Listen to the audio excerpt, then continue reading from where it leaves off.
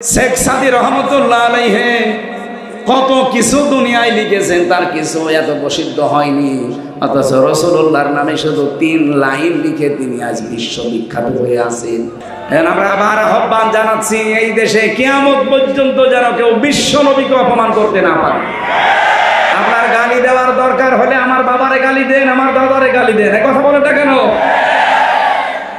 সুপারিশ করা ছাড়া, ওনার সিগনেচার ছাড়া কেউ জান্নাত যেতে পারবে না। আপনি যত বড় ইমানদার হন আর যত বড় ক্ষমতাদার হন, মরে যাবেন, নবীজি বলেন যদি হ্যাঁ আমি লিখে দিলাম এটা জান্নাত, আপনি পাবেন। উনি যদি বলেন না আমার সিগনেচার নেই, আপনি যত বড় পীরের মুরিদ হন, আপনি জাহান্নাম। কথা বলেন। আশা করছি আমি ইঙ্গিত দিলে আপনি বুঝে ফেলেছেন। আজকে থেকে দল মত এই জায়গায় অন্তত আর দেখবেন না যে না ওটা জামাত ইসলামের নবী, আমার না। আপনাকে কি কবরে রাখার সময় ওই কথা বলা হয়? তখন তো ঠিকই বলি বিসমিল্লাহি ওয়া আলা মিল্লাতি রাসূলিল্লাহ বলা হয়। জামাত ইসলামের লোক মরে গেলে যেই দোয়া, আপনিও মরে গেলে ওই দোয়া, কিন্তু রাসূলুল্লাহর ক্ষেত্রে কোনো পার্থক্য। এই জন্য আমরা এই জায়গায় যেন এক থাকি। আল্লাহ এবং রাসূল এই দুই জায়গায় কোনো ঝামেলা করা যাবে? আপনি জমি জায়গা নিয়ে বউ নিয়ে মারামারি করেন, অসুবিধা নেই, এই জায়গায় কোনো ঝামেলা চলবে না। আমরা কোরআনে কারীম থেকে যে নির্ধারিত আয়াতের উপরে তাফসীর করব বলে বলে বসেছি, কতগুলো আয়াত পড়েছি, এতগুলো সম্ভব না। একটা শব্দের উপরে কথা বলবো যেটা নিয়ে বাংলাদেশ, ভারত আর পাকিস্তানে বেশি ভেজা। আমি বিশ্বের যতগুলো দেশে গেছি, যেহেতু আকিস গ্রুপে আমি চাকরি করি, তাদের ক্ষতি এই হিসাবে তারা আমারে একটা ভিসা লাগিয়ে দিলে 27টা দেশ ঘোরা যায়। বহু দেশে নিয়ে গেছে আমার। ওনাদের 175টার উপরে দেশে ব্যবসা চলে, সেখানে 8-10 হাজার 15-20 হাজার মানুষ কাজ করে। সেখানে নিয়ে যায় মালিক, আমারে নিজে নিয়ে যায়, যে ওই 8-10 হাজার মানুষের মাঝে কথা বলা। ওনাদের একটা লাভ আছে, মাইকে বলা ঠিক হবে না, কারণ ওই মানুষগুলোর ভেতরে যদি আল্লাহর ভয় ঢোকে তাহলে তারা কাজে ফাঁকি দেবে না। এ ঘর যেহেতু আল্লাহর, আমি ঘুরছি কার পেছনে? আরো জোরে বলেন। শেষ কথা এইটাই বলেন, হে আল্লাহ, আমি যদি রাজ্য রাজনীতি দুনিয়ায় কিছু করেও থাকি, আজকে থেকে শুধু তোমার জন্য করব। অল মুলকা লাকা, অল মুলকা লাকা, তোমার জন্য করব আমি রাজনীতি। এতটুকু আল্লাহ বলেন, শেষ হয়নি। বিদায় তাওয়াফ করার সময় যে অধ্যাপক সাহেব যারা হাজির, শেষ কথা আল্লাহকে এটা শোনানো লাগে, আল্লাহ লা শারীকা লাকা লাব্বাইক, আমি চলে যাচ্ছি আল্লাহ, আমার নামটা তুমি লিখে রেখো, আমি কিন্তু মুশরিক না। আমি আজকে থেকে তোমার গ্যারান্টি দিয়ে গেলাম কোনোদিন আর শিরিক করব না। বাংলাদেশে যত হাসি রাজনীতি করে, সরকারি দলে বিরোধী দলে নিরপেক্ষ যারা আছে, বলেন তো এই 3টা কথা যদি মেনে চলতো, এদেশে আর কারো লাগতো না ইসলাম কায়েমে, হাজিরা যথেষ্ট। বলেন করছে হাজিরায় কাজগুলো, একটা কথাও ঠিক রাখে না। ওখানে বলে ইন্নাল হামদা, প্রশংসা সব তোমার জন্য, এসে প্রশংসা করে মরা মানুষের। আরে ভাই, মানুষ তো মরিয়াই গেছে, তার প্রশংসা করে করবেন কি? ওই প্রশংসা যদি তার না করে ওই মরা মানুষের মালিক যিনি, ওনার করতে আপনার অন্তর প্রশান্ত হয়ে যেত। কোরআনে কারীম জানিয়েছে আল্লাযীনা আমানু, যে মানুষগুলো ঈমান আনে, তাতমাইন্নু কুলুবুহুম বিযিকরিল্লাহ, আলা বিযিকরিল্লাহি তাতমাইন্নুল কুলুব। এই পৃথিবীতে ইমানদারেরা যদি প্রশান্তি পেতে চায়, আমি আল্লাহ বলছি, আমি আল্লাহর নামে তাদের অন্তর ঠান্ডা হবে। আজকে থেকে আমলটা একটু মন মতো করেন। পৃথিবীতে যদি সত্যি আপনি প্রশান্তি পেতে চান, আল্লাহর নামের বাইরে আর কারো নাম নেই। আপনি বাবার নামে জীবনও শান্তি পাবেন না, মায়ের নামে শান্তি পাবেন না, নেতার নামে শান্তি পাবেন না। কি করেন আপনি? আপনাকে আমি কিছু বলেছি? আমার কণ্ঠ এখন এরকম হয়ে গেছে, কিছুই লাগবে না, এর উপর এখন ট্রাক গেলেও কিছু হবে। আপনি ভালো করে শুনুন, নিস্তব্ধ হয়ে যাবেন। ছাড়বে কয়টা? 3টা চলছে, ছাড়বে কি? গলায় তো পারছে না। আর এমন কোনো টর্চার নেই এই 3 বছরে ওরা করে না। আমার মাথার একেবারে চুল থেকে পায়ের তালু পর্যন্ত একটা ইঞ্চি জায়গা ফাঁকে না এই জালেমরা যা করেছে। আমি জামা খুলতে পারি না। আমার কণ্ঠ যে এই যে নষ্ট হয়ে যাচ্ছে, শরীর নষ্ট হয়ে যাচ্ছে, কি ছিলাম আর কি হয়ে গেছে, স্বাভাবিক হতে এখনো সময় লাগবে, কিন্তু চাপগুলো তো যাচ্ছে না। আর 2-3 দিন গেলে বাঁচি, 1 মাস রোজা, এর ভেতরে তো আর এরকম নেই।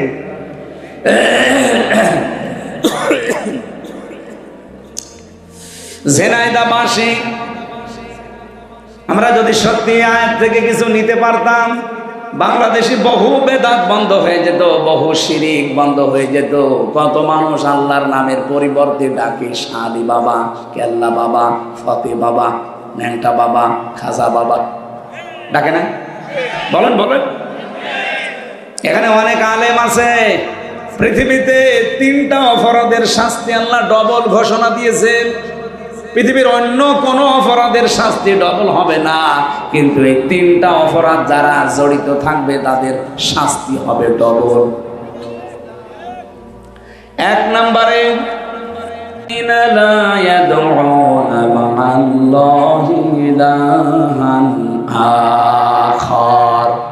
যারা আল্লাহ বাদে অন্য কাউকে ডাকে, আল্লাহকে ডাকে না তা না, ডাকে পাশাপাশি যারা অন্য কাউকে আল্লাহর সাথে জুড়ে দেয় তাদের শাস্তি হবে কয়টা? 2টা। বলেন বলেন। আল্লাহ আমাদেরকে হেফাজত করুন আজকে থেকে আল্লাহ বাদে দুনিয়ার কারো নামে জিকির, কারো নামে ডাকাডাকি। বলেন বলেন। আমাদের খুলনা বিভাগ অন্তত এখনো আছে ভালো, এগুলো বেশি চলে চট্টগ্রাম আর সিলেটে। কি জিকির আল্লাহর নামে করে, উল্টা পাল্টা সব বানানো। আর আল্লাহর ওলি যত সব এলাকায় ঘরে ঘরে ওরা ওলি, মহিলারাও নাকি পীর, পীর মা। এই জন্য আমি আজকের সভাপতি আলহাজ সিরাজুল ইসলাম, ওনাকে দিয়ে যে কথাগুলো বললাম, সারা পৃথিবীর হাজিদেরকে আল্লাহ যেন এটা মেনে চলার তৌফিক দেন, বলেন আমিন। মাহফিলের প্রধান অতিথি, প্রাক্তন বিভাগীয় প্রধান ইংরেজি বিভাগ, জীবননগর ডিগ্রি কলেজ চুয়াডাঙ্গা, অধ্যাপক মতিউর রহমান, আপনাদের এলাকার সন্তান। আতাল্লাহু আমরাহু ওয়া বারাকাল্লাহু ফি হায়াতি, বলেন আমিন। আলোচনা রেখেছেন এখানে মাওলানা হাবিবুর রহমান, প্রভাষক, আব্দুর রউফ ডিগ্রি কলেজ, ডাক বাংলা, ঝিনাইদহ। আলোচনা রাখলেন আপনাদের এখানে সাবেক উপজেলা চেয়ারম্যান টরসাদপুর ঝিনাইদহ, বিশিষ্ট ইসলামী চিন্তাবিদ মাওলানা তাজুল ইসলাম, শ্রদ্ধাভাজন বড় ভাই দামাত বারকাতুহুমুল আলিয়া, বলেন আমিন। আলোচনা রেখেছেন অধ্যাপক আব্দুর রাজ্জাক, সাবেক চেয়ারম্যান আলমগীর ইউনিয়ন পরিষদ, মাওলানা শরীফুর রহমান খান, সাবেক চেয়ারম্যান, সম্মানিত সঞ্চালক মাওলানা আমিরুল ইসলাম, খতিব তালসার জামে মসজিদ। আয়োজনে যারা আছেন, বিশেষ করে ওয়াদা ফাউন্ডেশনের জন্য দোয়া করছি। সার্বিক তত্ত্বাবধানে আছেন আলহাজ মিজানুর রহমান। সামনে বসা মুসলমান ভাইরা, পর্দার আড়ালের সম্মানিতা মা এবং বোনেরা, প্রশাসনের ভাইরা, বিশেষ করে আমাদের থানার ওসি অফিসার ইনচার্জ এসেছে আজকে, স্যারের হায়াতে তাজ্জিবা সিহাতে কুল্লিয়া কামনা করছি আমি।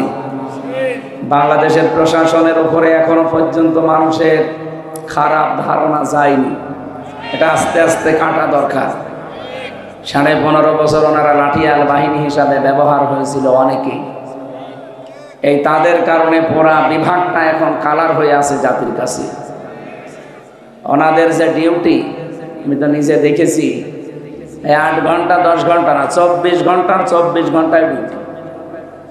নবীজি জানিয়েছেন 2টা চোখ আল্লাহ জাহান্নামে দেবে না। একটা যারা রাতের বেলা আল্লাহর ভয়ে কান্নাকাটি করে, 2 নম্বরে যারা জনগণকে পাহারা দেওয়ার জন্য রাত জেগে থাকে। ওনাদের ভেতরে যেহেতু দ্বিতীয়টা আছে, ওনাদের পুরা দায়িত্ব যেন আল্লাহ ইবাদত হিসাবে মঞ্জুর করে। প্রশাসনে যারা আছেন, সে বিডিআর হোক, আর্মি হোক, পুলিশ হোক, যারা প্রশাসনে আছেন, এ চাকরিটা শুধু চাকরি না, এটা একটা ইবাদত, আর এটা সর্বোত্তম ইবাদত। কি কথা বলেন না কেন? কুনতুম খায়রা উম্মাতিন উখরিজাত লিন-নাস, আল্লাহ বলেন আমি তোমাদেরকে উত্তম জাতি বানিয়েছে। তোমাদের উত্তম হওয়ার কারণ কি? তোমরা মানুষের উপকার করবে। মানুষের উপকার সবচাইতে বেশি করার জায়গা প্রশাসন থেকে, কারণ ওদের জান মাল ইজ্জত আবরু হেফাজতের দায়িত্ব সরকার দিয়ে দেয়।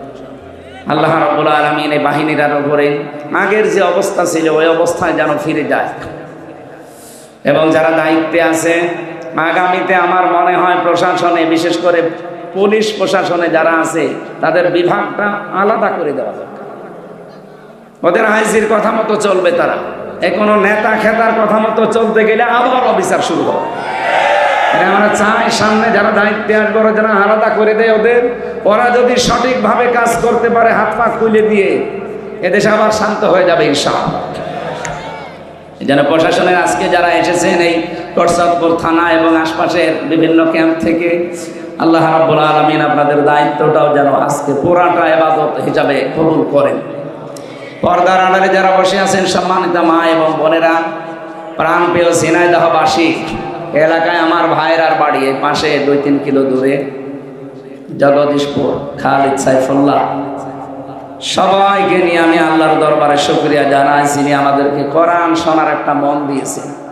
3টা জায়গায় যদি সময় ব্যয় হয়, সম্পদ ব্যয় হয়, কিয়ামতে আল্লাহ যখন জবাব নেবেন তখন এই 3টা জিনিস বাইরে রাখবেন। 1 নম্বরে যাদের সময় এবং সম্পদ কোরআনের পেছনে ব্যয় হবে, এই সম্পদের হিসাব কিয়ামতে দেওয়া লাগবে। বাড়ি যে কালকে বলবে। যারা পরিবারস্থ লোকদের জন্য সম্পদ আর সময় খরচ করেন, ওই সময় আর সম্পদের হিসাব আল্লাহর কাছে দেওয়া লাগবে।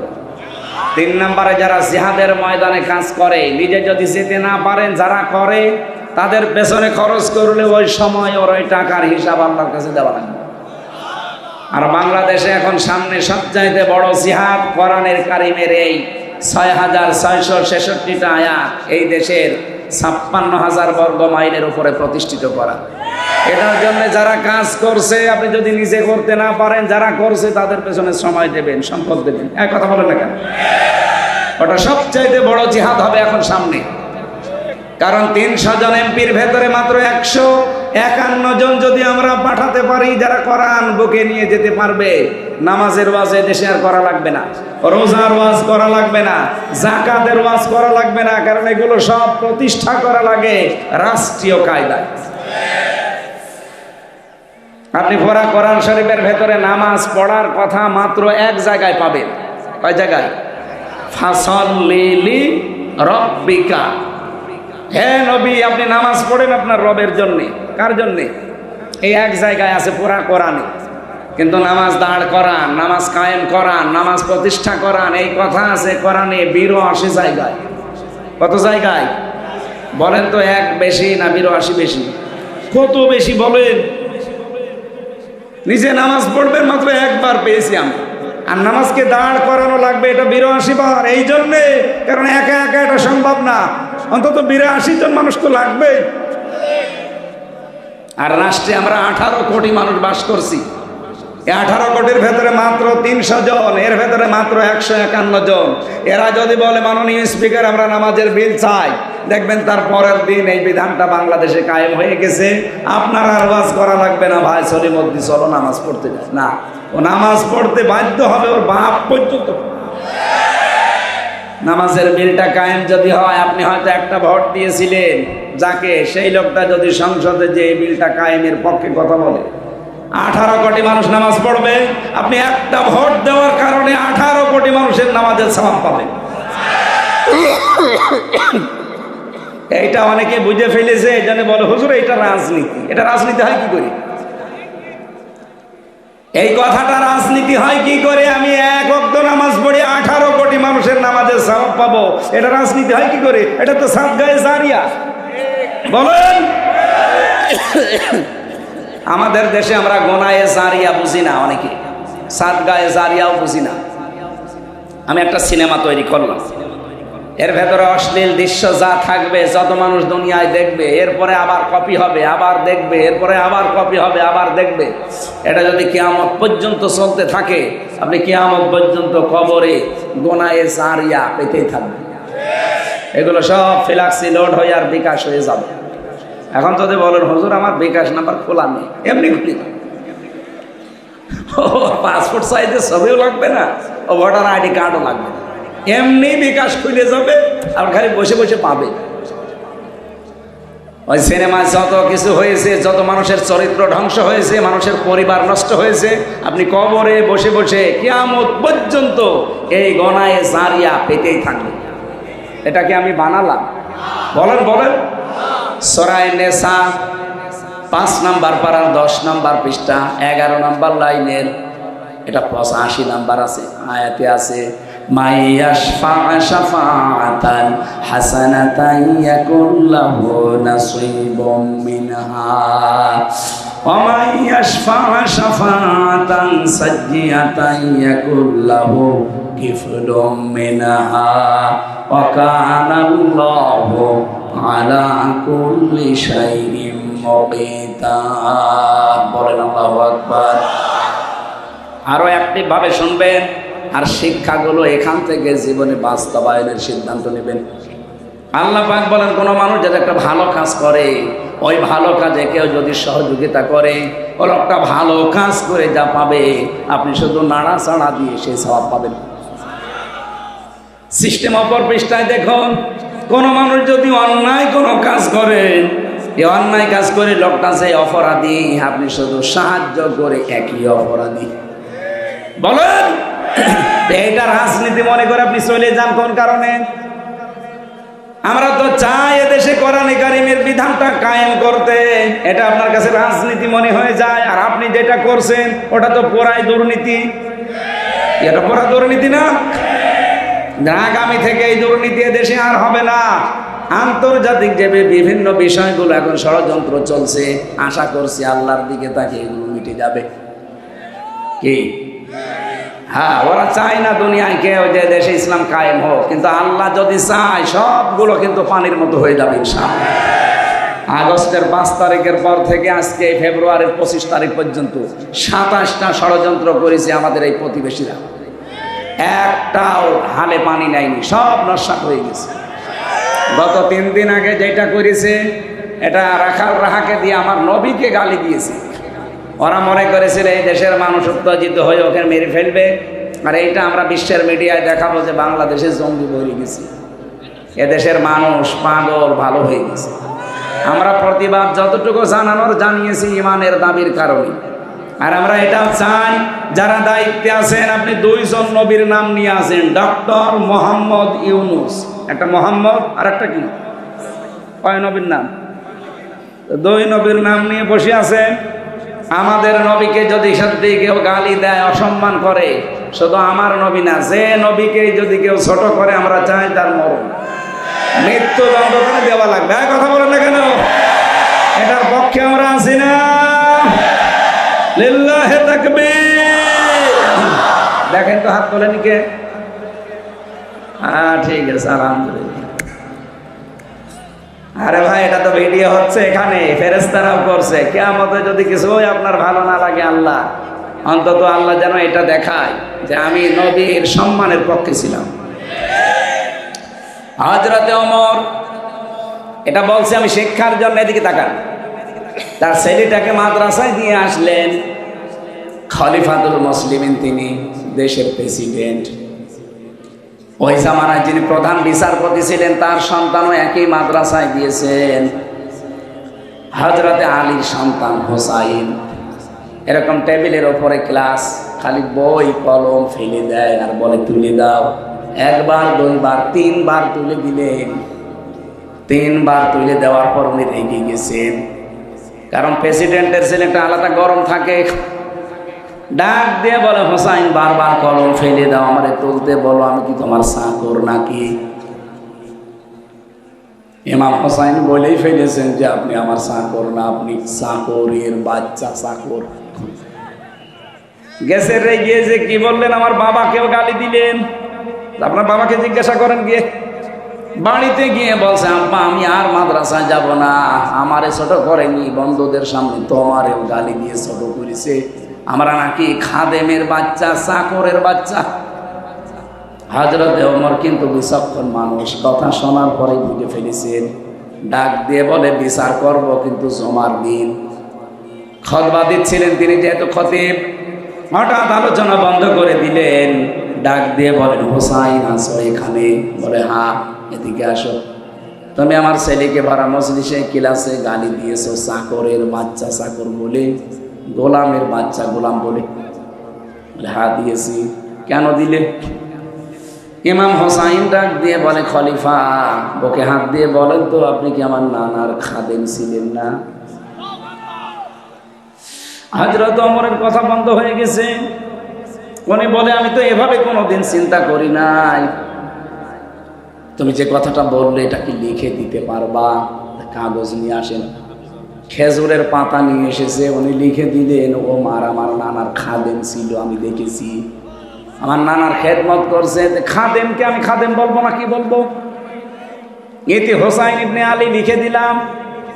হযরত ওমর কাগজটা হাতে নিয়ে চমা খেলেন, ডাক দিয়ে বলে, নবীর সাহাবীরা বিচার হয়ে গেছে। ছোট মানুষ আব্দুল্লাহ তো বোঝে না, বলে, বাবা তুমি তো বিচারই শুরু করলে না, হয়ে গেল কি করে? হযরত ওমর বলে, সন্তান যে বিচার করেছি দুনিয়া না আখিরাতেও কাজে লাগবে। আমি যখন মারা যাব এই কাগজটা আমার কাফনের ভেতরে দিয়ে দিও। কিয়ামতের ময়দানে আল্লাহ পাক যদি আমার জীবনের কিছুই পছন্দ না করে, এই কাগজটা অন্তত তুলে দেখাবো, রব্বুল আলামিন আমার জীবনের কিছুই যদি তোমার ভালো না লাগে, কাগজটার দিকে তাকাও, তোমার নবীর নাতি লিখে দিয়েছে আমি নবীর খাদেম ছিলাম, এই ওসিলাই হলেও তুমি আজকে আমারে মাফ করে দাও। আকাশের তারকা দেখতে পান, জীবনে কেউ যদি গণনা করেন একদিন হয়তো শেষ করে ফেলতে পারবেন, কিন্তু হযরত ওমর মুসলমান হয়ে যত নেকির কাজ করেছিলেন কোনোদিন শেষ হবে না। এত নেকি আঞ্জাম দিয়েছিলেন তিনি, যে রাস্তা দিয়ে যেতেন শয়তান পর্যন্ত 40 দিন যেতে ভয় পেত। এত মর্যাদা যেই মানুষটার, হযরত ওমরের একক সিদ্ধান্তের ওপরে কোরআনের 13টা আয়াত আমার আল্লাহ তার মন মতো করে নাজিল করেছেন। অন্য কারো নামে এত আয়াত নাজিল হয়নি। এই মানুষটা যদি কিয়ামতের বিচারে এই সিদ্ধান্ত নিতে পারে যে আল্লাহ কিয়ামতে যদি কিছুই তোমার কবুল না হয়, পছন্দ না হয়, এই কাগজটার দিকে একটু তাকাও, তোমার নবীর নাতির সই করা আছে, উনি লিখে দিয়েছে আমি নবীর খাদেম ছিলাম, এই ওসিলা হলো আমার আজকে মাফ করে দাও। আমাদের জীবনে তো এরকম একটা কিছু থাকা লাগবে। কি দেখাবেন আপনি? হাল্লাকা সিররুন ইনদাল্লাহ বাইনাকা আনতা ওয়া বাইনাল্লাহ, হাল্লাকা সাদাকাতুন তাখফা লা ইয়ালামুহা ইল্লাল্লাহ। তোমার কি এমন কিছু আছে যে কিয়ামতে তুমি দেখাতে পারবে? তুমি ছাড়া আর আল্লাহ ছাড়া কেউ জানে না ওই সাদগার বিষয়টা। এমন কোন গোপন দান তোমার আছে? এই জন্য দুনিয়াতে এমন কিছু গোপনে করা দরকার, এমন কিছুর পক্ষে থাকা দরকার যে জায়গায় আমার আল্লাহ নিজেও দুর্বল হয়ে যায়। এই জন্য আমি হাত তোলালাম। যে লোকটা গালি দিয়েছে রাসূলুল্লাহকে, ও যদি আমার বাবাকে গালি দিত ওরে আমি আরো পুরস্কার দিতাম। বিশেষ করে আমার দাদারে যদি গালি দিত আমি আরো টাকা দিতাম, কারণ আমার দাদা আওয়ামী লীগ না গালি দিই। কিন্তু আপনি রসুলকে গালি দেবেন কেন? তামাম দুনিয়া আমরা রসুলের কাছে ঋণী। কথা বলে না, উনি যা দিয়ে গেছে তামাম দুনিয়ার মানুষ আমরা তার কাছে ঋণী। আর আপনি গালি দেন মানবতার এই মহান বন্ধুকে, আপনি তো মানবতার শত্রু। এই কথা বলেন না কেন? আর মানবতার শত্রু আপনি। এই জন্য আমরা আহ্বান জানাই ডক্টর মোহাম্মদ ইউনূসের কাছে, যারা এই দেশে এরকম কিছু করবে আইন পাশ করে দেন, আমরা সরাসরি তার ফাঁসি চাই। আগামীতে কোনো শয়তান যেন আর সাহস না পায়। আর আমরা হাত তুললাম এ কারণে, কিয়ামতের দিন এই ভিডিওটা যেন আমাদেরকে আল্লাহ দেখায় যে যা রসুলের পক্ষে যে যা করেছে তাকে আল্লাহ কিছু দিয়েছে। নবীর আপন চাচা আবু লাহাব ও তো জাহান্নামে যাবে, কিন্তু এই দুইটা আঙ্গুল দিয়ে নবীজির জন্মের কথা শুনে খুশি হয়ে তার নিজের কাজের মেয়েকে বলেছিল যা তোর আমি মুক্ত করে দিলাম। আল্লাহর নবীর জন্য এতটুকু করে সে কিন্তু লস করেনি, আল্লাহ ওইটাই কবুল করে নিয়েছে, যদিও সে কাফের। কি কথা বুঝতেছেন? শেখ সাদী রহমতুল্লাহ আলাইহি জীবনে বহু কিছু লিখেছে, কিন্তু 3 লাইন লেখার পরে তার আর কিছু মনে ছিল না। বালাগাল উলাবি কামালিহি কাশাফাত দুজাবি জামালিহি হাসানাত জামিউ খিসালিহি। এরপরে তার কলম থেমে গেছে। তাহাজ্জুদের নামাজ আদায় করে যায় নামাজে ঘুমিয়ে পড়েছে। গভীর রজনীতে নবীজি এসে বলে, সাদি কি চিন্তা করো? হযরত শেখ সাদি বলে, হে রাসূল, জীবনে বহু কিছু লিখেছি, কোনোদিন আমার কলম থেমে যায়নি। আজকে আপনার নামে আমি একটা কবিতা লিখতে গেলাম, 3 নাম্বার লাইনের পরে আমার আর মনে আসে না। বিশ্ব নবী বলেন, সাদি কলম হাতে নাও, আমি যে লাইন চতুর্থটা বলছি ওটা লিখে নাও, সাল্লু আলাইহি ওয়া আলিহি। এটা কিন্তু কোরআনের আয়াত না, হাদিসও না, একটা কবিতা। অথচ এটা মানুষ কত আনন্দ নিয়ে পড়ে, কত আগ্রহ নিয়ে পড়ে। শেখ সাদি রহমতুল্লাহ আলাইহি কত কিছু দুনিয়ায় লিখেছেন, তার কিছু এত প্রসিদ্ধ হয়নি। অথচ রাসূলুল্লাহর নামে শুধু 3 লাইন লিখে তিনি আজ বিশ্ববিখ্যাত হয়ে আছেন। আমরা আবার আহ্বান জানাচ্ছি, এই দেশে কিয়ামত পর্যন্ত যেন কেউ বিশ্ব নবীকে অপমান করতে না পারে। আপনার গালি দেওয়ার দরকার হলে আমার বাবারে গালি দেন, আমার দাদারে গালি দেন, এ কথা বলেটা কেন? সুপারিশ করা ছাড়া, ওনার সিগনেচার ছাড়া কেউ জান্নাত যেতে পারবে না। আপনি যত বড় ইমানদার হন আর যত বড় ক্ষমতাদার হন, মরে যাবেন, নবীজি বলেন যদি হ্যাঁ আমি লিখে দিলাম এটা জান্নাত, আপনি পাবেন।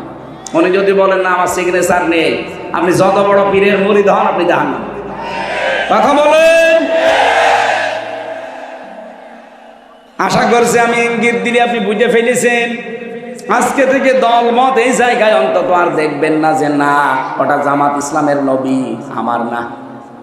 আপনাকে কি কবরে রাখার সময় ওই কথা বলা হয়? তখন তো ঠিকই বলি বিসমিল্লাহি ওয়া আলা মিল্লাতি রাসূলিল্লাহ বলা হয়। জামাত ইসলামের লোক মরে গেলে যেই দোয়া, আপনিও মরে গেলে ওই দোয়া, কিন্তু রাসূলুল্লাহর ক্ষেত্রে কোনো পার্থক্য। এই জন্য আমরা এই জায়গায় যেন এক থাকি। আল্লাহ এবং রাসূল এই 2 জায়গায় কোনো ঝামেলা করা যাবে? আপনি জমি জায়গা নিয়ে বউ নিয়ে মারামারি করেন, অসুবিধা নেই, এই জায়গায় কোনো ঝামেলা চলবে না। আমরা কোরআনে কারীম থেকে যে নির্ধারিত আয়াতের উপরে তাফসীর করব বলে বলে বসেছি। কতগুলো আয়াত পড়েছি, এতগুলো সম্ভব না। একটা শব্দের উপরে কথা বলবো, যেটা নিয়ে বাংলাদেশ, ভারত আর পাকিস্তানে বেশি ভেজা। আমি বিশ্বের যতগুলো দেশে গেছি, যেহেতু আকিস গ্রুপে আমি চাকরি করি, তাদের ক্ষতি এই হিসাবে তারা আমারে একটা ভিসা লাগিয়ে দিলে 27টা দেশ ঘোরা যায়। বহু দেশে নিয়ে গেছে আমার। ওনাদের 175টার উপরে দেশে ব্যবসা চলে, সেখানে 8-10 হাজার 15-20 হাজার মানুষ কাজ করে। সেখানে নিয়ে যায় মালিক, আমারে নিজে নিয়ে যায়, যে ওই 8-10 হাজার মানুষের মাঝে কথা বলা। ওনাদের একটা লাভ আছে, মাইকে বলা ঠিক হবে না, কারণ ওই মানুষগুলোর ভেতরে যদি আল্লাহর ভয় ঢোকে তাহলে তারা কাজে ফাঁকি দেবে না। আমার কুষ্টিয়ার বিহারবি কেবল একজন আছে, মজনু সাহেব, প্রতি বছরে 100-র উপরে মানুষকে হজ করায়। আমি একদিন একজনকে জিজ্ঞাসা করলাম এনার উদ্দেশ্য কি? বলছে 2টা। 1 নম্বরে হজ যদি করে ওই হাজী সাহেব যে দায়িত্বে থাকবে, অন্তত চুরি করা তার দ্বারা একটু কঠিন হবে। টাকা 1-1.5 লাখ 2 লাখ 5 লাখ খরচ হোক, কিন্তু ওর দ্বারা যে 30-40 বছর একটা কাজ করে নিলাম, সেখানে অন্তত দুর্নীতি হবে না, চুরি হবে না, এই গ্যারান্টি মজনু সাহেব মনে করে। এই কারণে 100 জন 150 জন 200 জন হজ করায়, টাকা খরচ হোক, সওয়াবও হচ্ছে, কাজও হতে পারছে। আকিস গ্রুপেরও ওইটাই না, আমাকে ভালোবাসে তারা, তাদের অনেক স্যাক্রিফাইস আছে আমার জন্য, আমি দোয়া করি তাদের জন্য। যতগুলো দেশে ঘুরলাম সবচাইতে বেশি ভেজাল এই আয়াতের প্রথম শব্দটা নিয়ে, বাংলাদেশে, ভারতে আর পাকিস্তানে। একেবারে প্রদেশ প্রদেশ ঘুরে ঘুরে আমি দেখেছি, ভারতের কোনো জায়গা আমার বাদ নেই। সব প্রদেশে ঘুরে ঘুরে দেখে দেখলাম এইটা নিয়ে ঝামেলা। বাংলাদেশের কোনো জেলা থানা তো আমার বাকি নেই, সব জায়গায় যেয়ে দেখলাম এইটা নিয়ে। পাকিস্তানে যত জায়গায় সব ভেজাল এইটা নিয়ে। আজ এই ভেজাল নিরসন করা দরকার। প্রত্যেক জমার দিন সারা পৃথিবীর যত মসজিদ, আমি যেখানেই নামাজ পড়েছি, জমার নামাজ, দেখেছি ইমাম সাহেব এই আয়াতটা শেষে পড়ে, ফাযকুরুনি আযকুরকুম ওয়াশকুরুলি ওয়ালা তাকফুরুন। 4টা বিষয় আল্লাহ আমাদেরকে প্রতি জমার দিন ইমাম সাহেবের মাধ্যমে স্মরণ করায়, যে আমাকে স্মরণ করো, আমি স্মরণ করব, আমার শুকরিয়া আদায় করো, নাফরমানি করবা না। কয়টা কথা? আরো জোরে।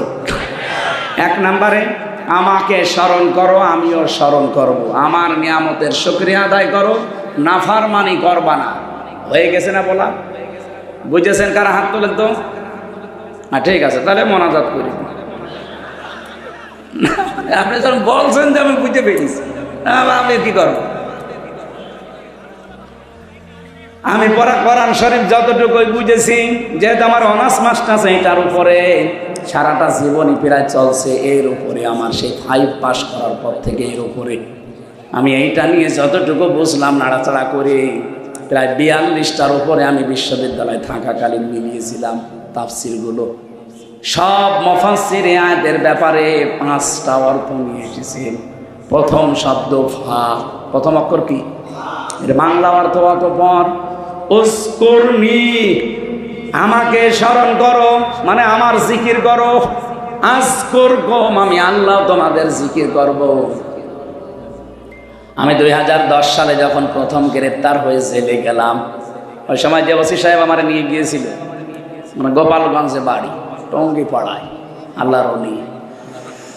উনি আমারে বলছে, হুজুর আমি আপনারা ছেড়ে দিচ্ছি, কিন্তু একটা দায়িত্ব পালন করবেন।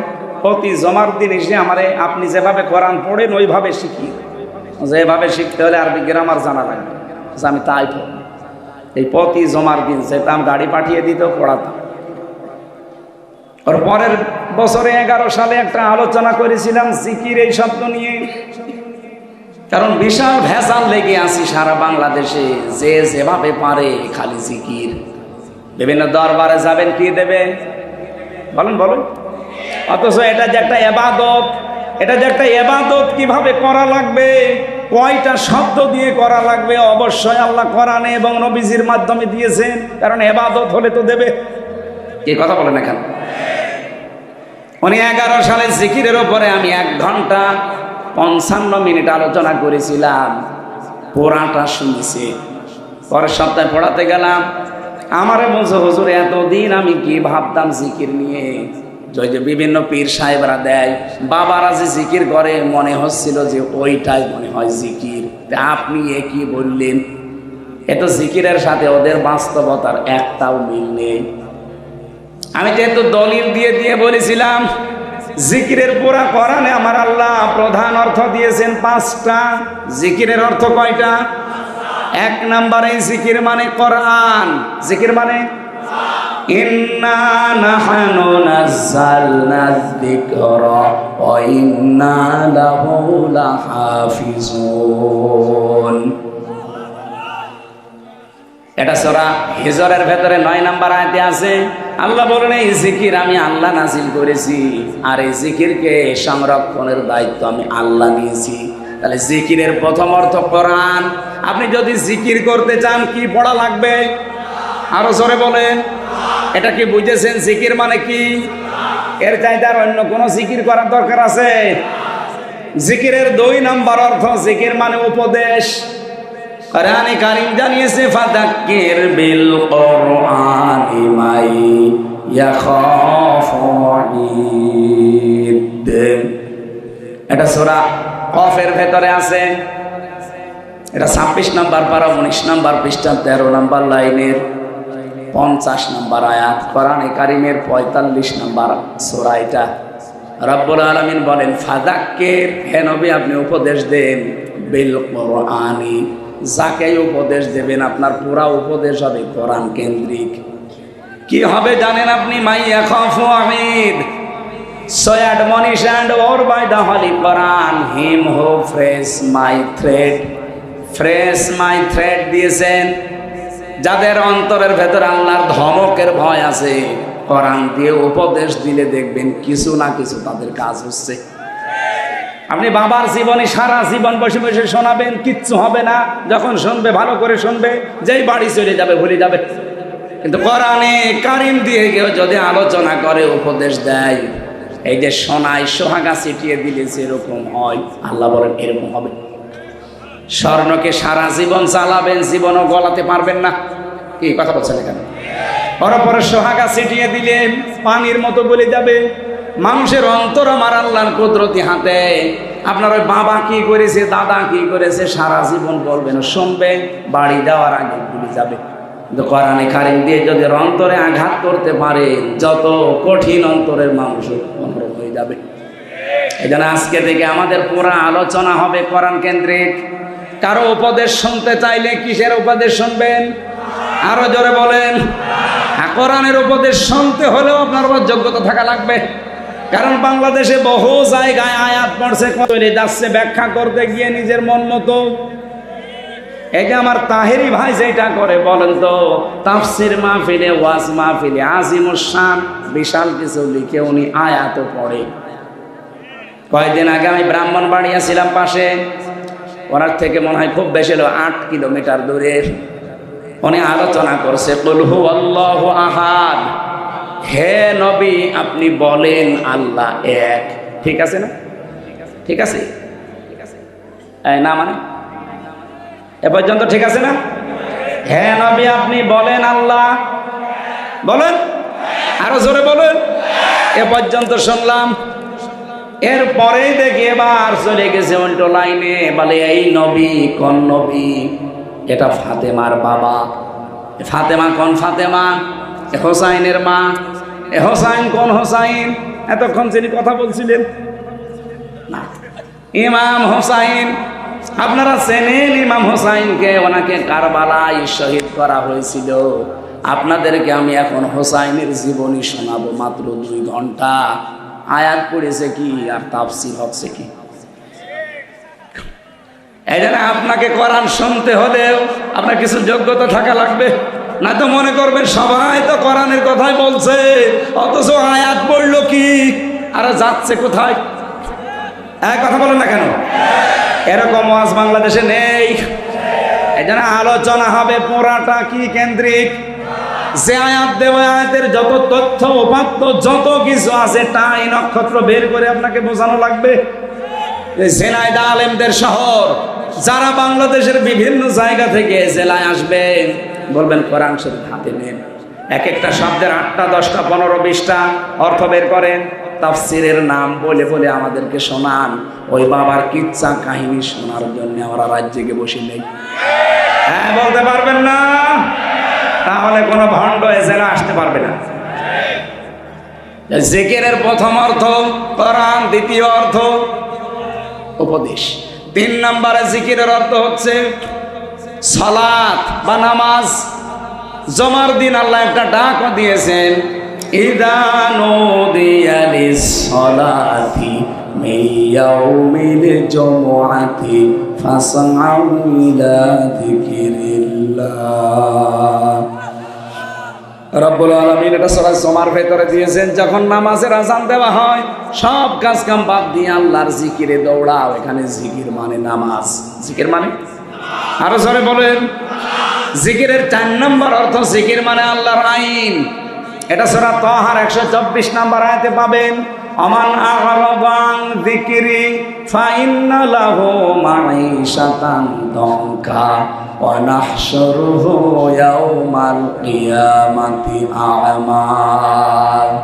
যে ব্যক্তি আল্লাহর আইন থেকে, আল্লাহর বিধান থেকে মুখ ফিরিয়ে নেয়, এখানে জিকির মানে আল্লাহর আইন। আল্লাহ বলেন তার জীবন আমি সংকীর্ণ করে দেই, ওর আইন উন্নতিতে কোনো বরকত থাকে না। চর্ম চোখে দেখতে মনে হবে আমার সম্পদের পাহাড় তৈরি হচ্ছে, আসবে একদিক থেকে চলে যাবে 5 দিক থেকে। এখানে আল্লাহর আইন বাদ দিয়ে, আল্লাহর বিধান বাদ দিয়ে সম্পদ আদি কামাই করতেছেন না, ওটা আপনি ধরে রাখতে পারবেন না। কত মানুষ এখানে আছে বোনের জমি, ভাইয়ের জমি, চাচার জমি, ফুফুর জমি ফাঁকি দিয়ে জাল দলিল করে নিজের নামে লিখে নেয়।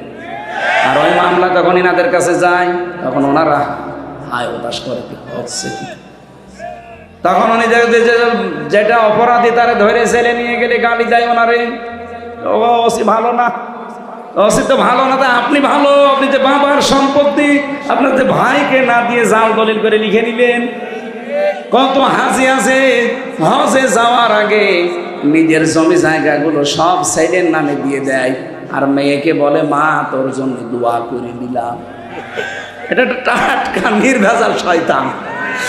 ওর হজ কবুল হওয়া দূরের কথা, জিদ্দার বিমানবন্দরও আসবে না। তুই দোয়া তো করবি ওর নামে, ওকে ফাঁকি দিলি কেন? আগে ওর জমি ফেরত দে। আর কথা বলেন না কেন? আপনি কি ফাঁকি দিয়েছেন? না, অনেক হাসি এরকম করে তো। আমার সাথে 16 সালে যারা ছিল অধিকাংশ গুলো ছেলের নামে সব লিখে দেয় আর বলছে মার জন্য আমি আসার সময় মেয়ের জন্য দোয়া করার কথা বলেছি, এই জন্য দোয়া করছি। আপনার জীবনেও দোয়া কবুল হবে না, আগে ওর শরিক ফেরত দেন। কারণ যারা শরিক ফাঁকি দেন, নিজের বোনকে, নিজের ভাইকে, চাচাকে, ফুফুকে, আল্লাহর কসম দুইটা ক্ষতি হবেই হবে আপনার। এক নম্বরে যখন শরিক ফাঁকি দিয়েছে ওই দিন থেকে যতদিন ইবাদত করবেন কোনো ইবাদত আপনার মাথার উপরে উঠবে না। 2 নম্বরে এই যে শরিক ফাঁকি দিয়ে যেগুলো তৈরি করে গেলেন, এই সম্পদ অবৈধ, এই সম্পদ আপনাকে আল্লাহ ভোগ করতে দেবে না। এগুলো ভোগ করার আগে আপনি পটল তুলবেন, মরে যাবেন। ওই সম্পদগুলো তখন আপনার স্ত্রী, আপনার ছেলে মেয়ে আরো অবৈধ কাজে ব্যয় করবে, সব ফিলাক্সি লোড হয়ে আপনার কবরে যাবে। এইরকম পাগলামি কেউ করবেন? এখানে যারা শরীর ফাঁকি দিয়েছেন হাত তোলেন তো। এই এলাকায় এত শান্ত, ওসি থাকা দরকার কি? বাড়ি চলে যান, এই এলাকা তো একেবারে শান্ত হয়ে আছে আলহামদুলিল্লাহ।